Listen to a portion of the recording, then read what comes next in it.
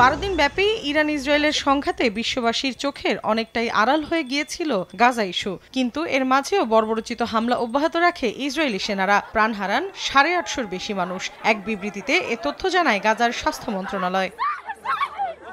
স্থানীয় সময় মঙ্গলবারও অবরুদ্ধ উপত্যকায় আগ্রাসন চালায় ইসরায়েল। এতে বেশ কয়েকজন ত্রাণ সংগ্রহকারী সহ নিহত হন অনেকে। এক প্রতিবেদনে এ তথ্য জানায় আল জাজিরা।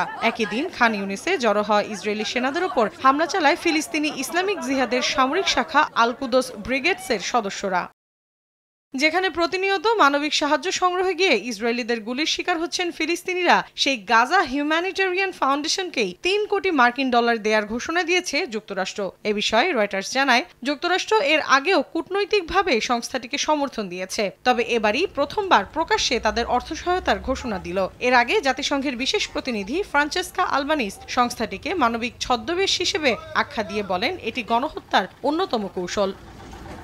ইরানে বোমাবর্ষণ বন্ধে ইসরায়েলকে সতর্ক করার পর এবার গাজা যুদ্ধ থামাতে প্রেসিডেন্ট ট্রাম্পকে হস্তক্ষেপের আহ্বান জানিয়েছেন আরব মার্কিন অধিকার কর্মীরা।